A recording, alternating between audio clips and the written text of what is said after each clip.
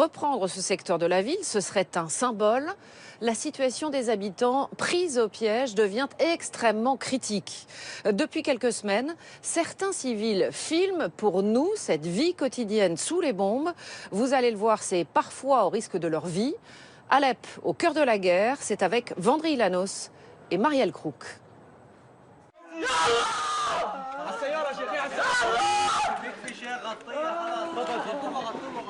Un cri de douleur. Une petite fille arrachée trop tôt à la vie. L'horreur quotidienne d'une ville dévastée. Ces images insoutenables ont été tournées au cours du dernier mois dans la partie est d'Alep. Elles sont les preuves du martyre de cette ville, symbole de la guerre impitoyable entre Bachar al-Assad, ses alliés et les rebelles armés.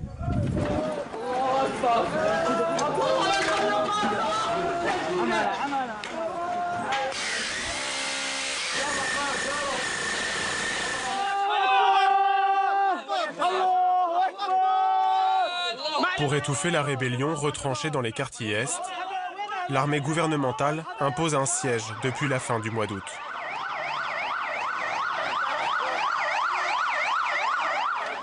Personne ne peut ni entrer ni sortir. Des familles sous les bombes, livrées à elles-mêmes.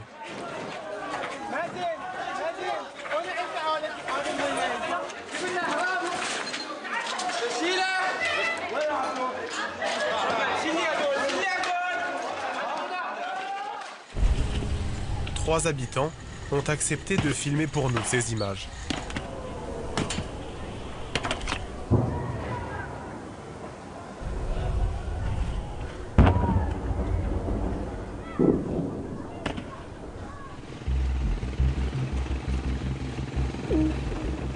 Dans Alep défiguré, Ahmed Barazan est l'un de ces citoyens qui s'est improvisé caméraman. Il habite dans la partie est de la ville. En guise d'arme, un appareil photo pour raconter le quotidien des habitants coupés du monde.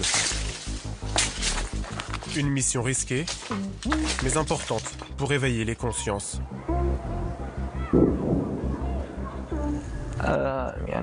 Parfois, on peut être en train de filmer, concentré sur son appareil.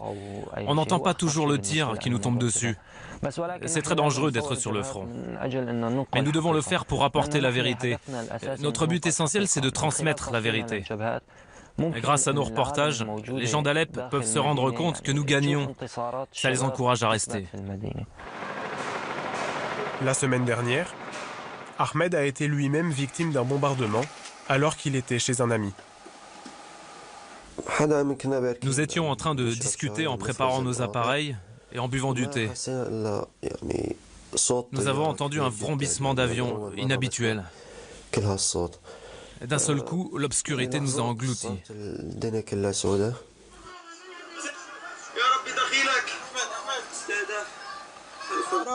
Mon Dieu, tout est détruit.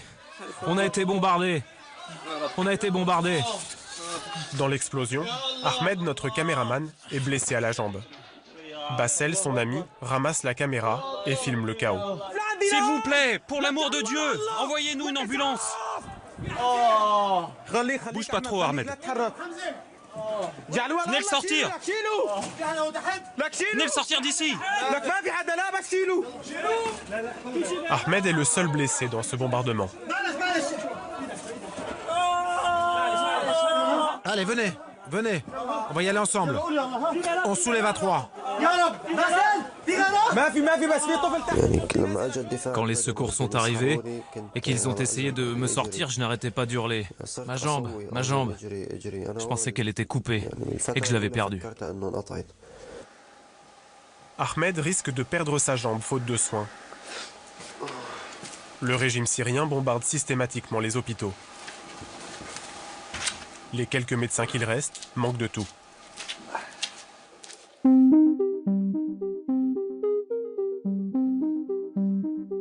Les autres caméramens continuent à tourner pour nous.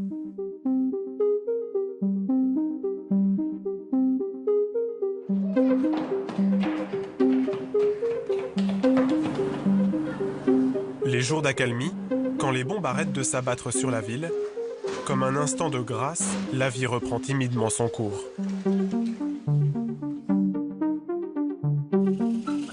Trois mois de siège ont projeté les habitants d'Alep un siècle en arrière.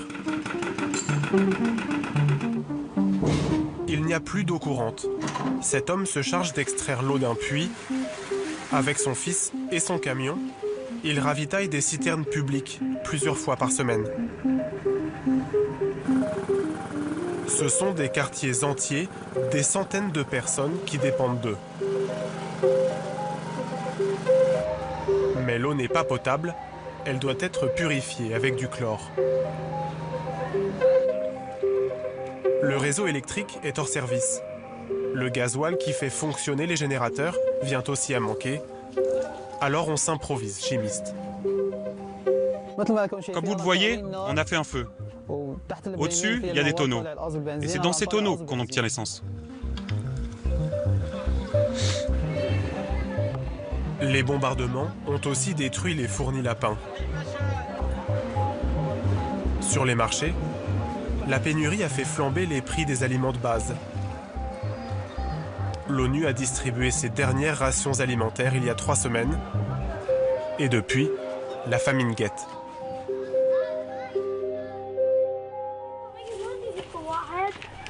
Malgré le quotidien invivable, certains n'ont pas d'autre choix que de rester.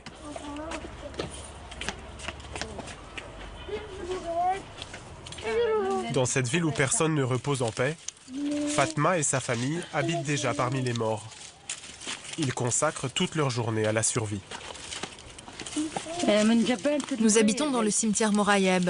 Je viens ici entre les tombes ramasser du bois.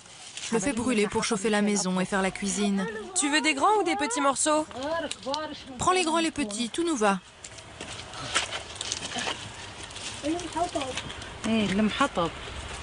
On ramasse du bois pour faire du feu et cuisiner. Et tu sais pourquoi? On n'a plus de gaz, de mazout, ni de cuisinière. Nous n'avons plus qu'à accepter notre sort.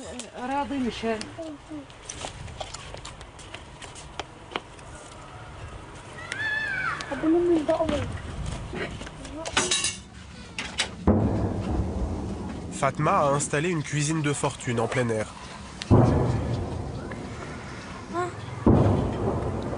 À 3 km du front, le tonnerre de la guerre fait partie de la routine. Mais la peur ne la quitte pas. Je sais qu'il y a un sniper pas loin, mais mon fils ne veut rien entendre. Il est toujours perché là-haut. Descends, tu m'inquiètes. Fais-le pour moi, s'il te plaît. Mais non, je suis bien là-haut. Je t'en supplie, descends, ça suffit.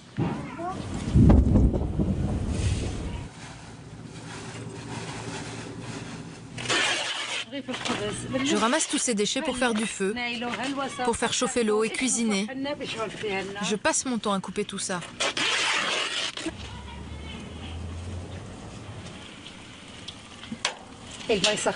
Avec cette eau, on fait notre toilette et on lave les vêtements.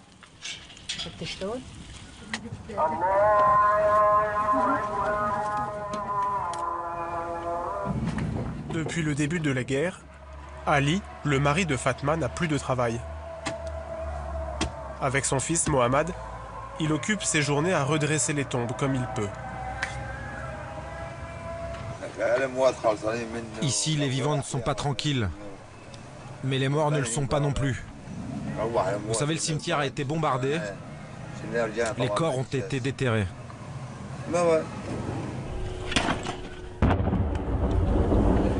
Chaque jour, des familles entières sont obligées d'abandonner leur maison. Là où habitait mon frère, il y a eu un bombardement qui n'a rien épargné. Il ne restait plus rien debout et mon frère est mort. Nous sommes venus l'enterrer ici. Des gens nous ont prêté de l'argent pour lui creuser une tombe. Il avait 6 enfants. L'autre jour, un de nos voisins avait laissé sa famille à la maison et il était parti chercher du lait. Il y a eu un bombardement, 2 immeubles ont été détruits. On l'a retrouvé sous les décombres le lendemain. On pensait que c'était un coussin et on ne l'a pas reconnu tout de suite. Dans cette ville, nous vivons parmi les morts. On est poussière et on redevient poussière. Quelques sacs de farine, un bidon d'huile, c'est ce qu'il reste à Fatma de l'aide alimentaire qu'elle a reçue. À peine de quoi faire quelques galettes. Et bien qu'elle manque de tout, rien ne la fera partir.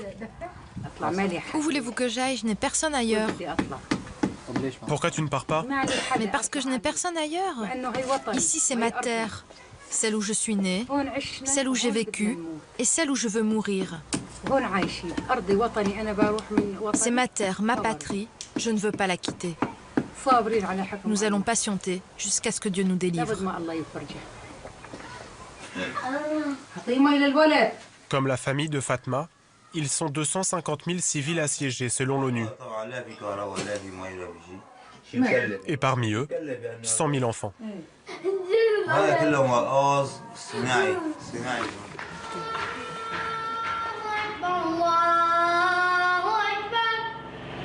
Dans un lieu tenu secret, au sous-sol d'un immeuble anonyme.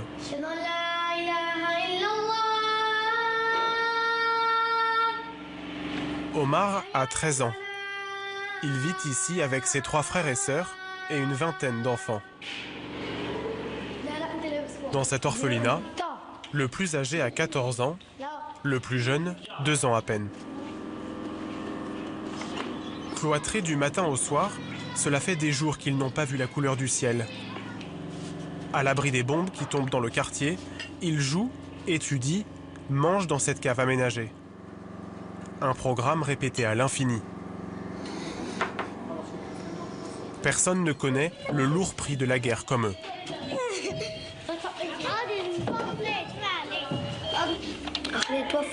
Mes parents ont été tués par une roquette. Tu étais là quand ça s'est passé? Non, je n'étais pas là, nous avions déménagé. On avait quitté le quartier d'Ameria pour aller à Soukari à cause des bombardements. J'étais partie chez mon grand-père pour charger les téléphones parce que nous n'avions pas d'électricité. Mes parents étaient chez les voisins en train de boire du thé. Et puis il y a une roquette qui est tombée, qui les a tous tués. Dans l'orphelinat, la mère de substitution s'appelle Doha. Allez mon chéri, allez. Il y a 2 ans, elle travaillait dans une école quand elle a été blessée dans une attaque. Pour elle, le problème des enfants, ce ne sont pas les séquelles physiques, mais les blessures invisibles.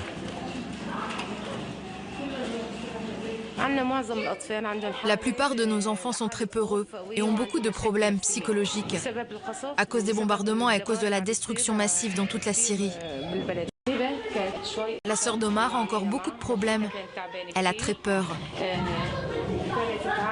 Dès qu'elle voit quelqu'un, elle a des réactions violentes. Dès que quelqu'un l'approche, elle le rejette et elle se met à pleurer.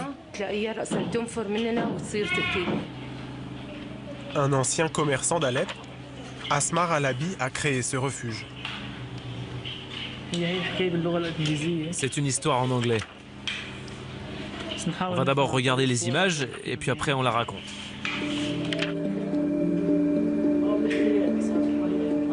Ces enfants ont tout perdu et Asmar tente de leur redonner goût à la vie, leur faire oublier que même pour jouer, ils doivent rester enfermés. Plus ils obéissent, mieux ils travaillent, plus on les met en avant, plus on les récompense. Omar fait partie des enfants qui sont récompensés parce qu'ils travaillent bien. Omar a été récompensé ce mois-ci comme le meilleur élève de cette école. Il a eu une récompense et il a eu un joli cadeau. On lui a même offert un smile. Le smile est une récompense qu'on donne aux enfants les plus rigolos dans cette maison. Et Omar aide tout le monde. Et il aime tout le monde. Sous terre, mais pas hors de danger pour autant. L'armée gouvernementale utilise des bombes perforantes qui transpercent les bâtiments avant d'exploser. Selon certains habitants, les écoles sont constamment ciblées par le régime. Nous étions là-haut dans la salle avec les copains et la roquette est tombée. Et on a été blessés, mon copain et moi. Et puis on nous a descendus rapidement dans la cave.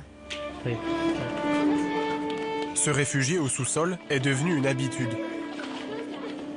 Omar s'en est sorti avec une blessure superficielle à la tête. Son ami, Abdelrahman, a reçu un éclat dans la jambe.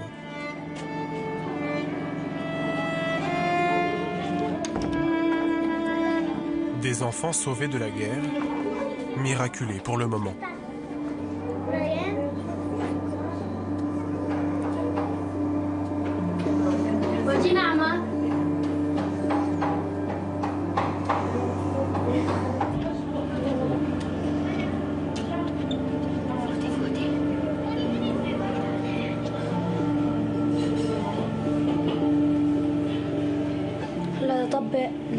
Je vais aller dormir avec tous mes copains, parce que demain on va étudier.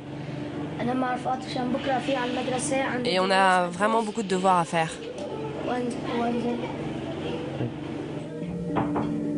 Comme tous les soirs, le sommeil sera difficile à trouver.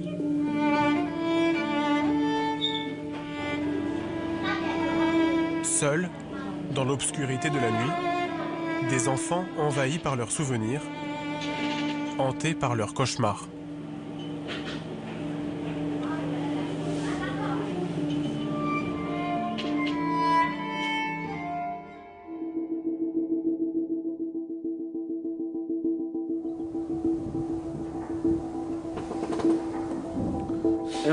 Dans cette maison, les secouristes ont installé leur quartier général.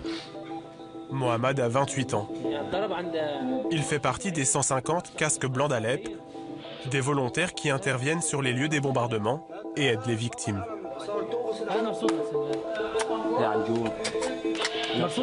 L'organisation reçoit des fonds de l'étranger. Mais depuis le siège de la ville, les moyens de ces hommes sont limités. Pour les opérations de secours, nous avons besoin d'équipements, de casques, de lampes. Mais on n'a plus rien. Il y a quelques mois, nous avions beaucoup de soutien. Les casques, les nouveaux uniformes, on avait tout de suite. Mais aujourd'hui, à cause du siège, ce n'est plus possible. Parfois, on utilise même de petites lumières à la place des lampes frontales. Mais comment voulez-vous qu'on sorte quelqu'un des décombres sans lampe frontale? Ils n'ont plus de matériel et plus trop le moral. En 3 ans d'existence, les casques blancs d'Alep ont perdu 58 volontaires. Regarde là-haut. C'est un hélico. Je vois. Pas le temps d'avoir des états d'âme. Une bombe vient de tomber sur le quartier de Bayada.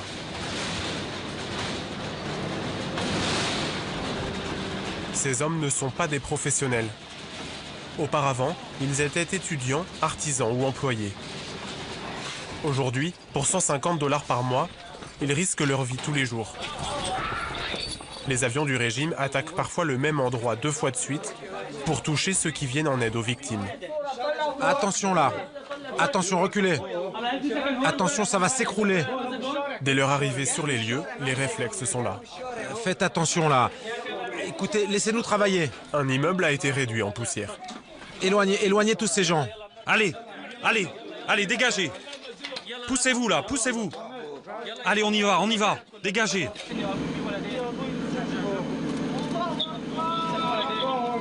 Les secouristes retrouvent une première victime sous une couche de gravats. Un petit garçon inanimé. Vite à l'hôpital. Allez, on y va.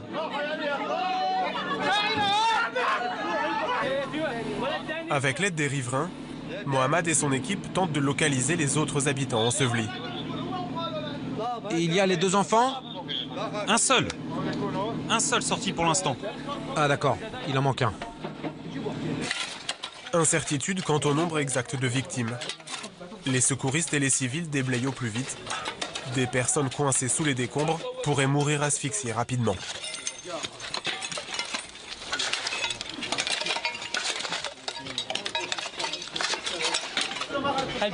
Et dis-moi, il y a quelqu'un dans ce bâtiment?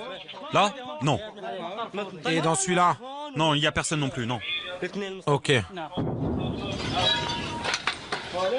Il y a quelqu'un? Il y a quelqu'un ici?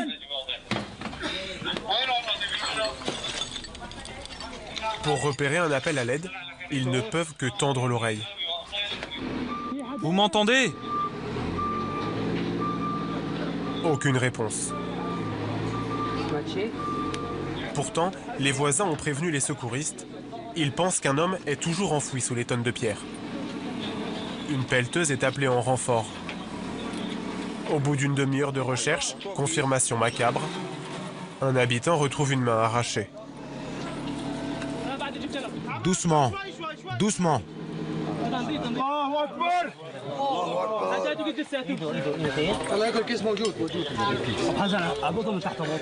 Il faudra 1 heure de travail acharné pour sortir le corps sans vie de cette deuxième victime, un homme d'une vingtaine d'années.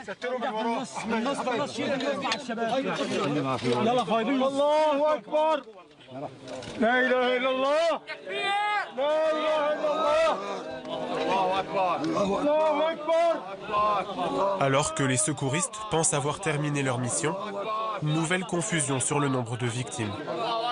Attendez, ils étaient 2. Il y avait 2 enfants. Il resterait encore un enfant prisonnier sous terre. Il y a un deuxième enfant. Il s'appelle Hussein, c'est ça?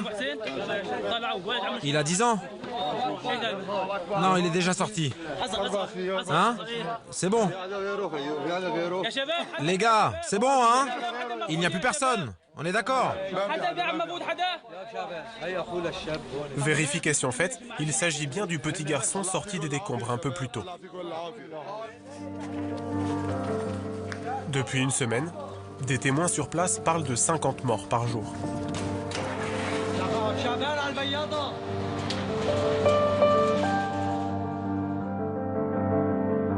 Le gouvernement vient de reprendre plus d'un tiers de la partie est d'Alep. 18 000 civils ont fui. Ceux qui se rendent risqueraient la prison ou la mort. Le quartier général des casques blancs a été saisi par l'armée. Ahmed, le caméraman, est erré chez lui. Il ne peut pas se rendre, de peur de représailles. Le dernier hôpital d'Alep a été détruit.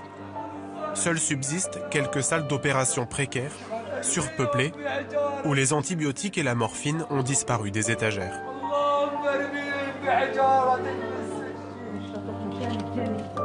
Le cimetière où habitent Fatma et sa famille est bombardé sans relâche.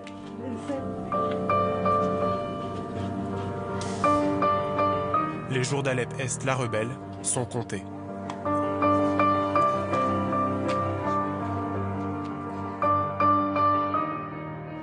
Et nous prendrons bien sûr des nouvelles de tous ceux qui nous ont permis de réaliser ce reportage extrêmement risqué. Ces nouveaux combats à Alep vont encore faire grossir le nombre de réfugiés. Un homme les suit depuis 1 an sur les routes d'Europe. Il s'appelle Magnus Wedman, il est photographe. Parce qu'il est lui-même père, il s'est particulièrement attaché au sort des enfants syriens et irakiens, à leur innocence perdue dans le seul moment d'abandon qu'il leur reste, le sommeil. Le projet a été baptisé « Where the Children Sleep », où les enfants dorment. Sacré meilleur photographe suédois de l'année, Magnus Wedman a été couronné par 2 World Press. C'est Chambre Noire et c'est signé Anouk Burel,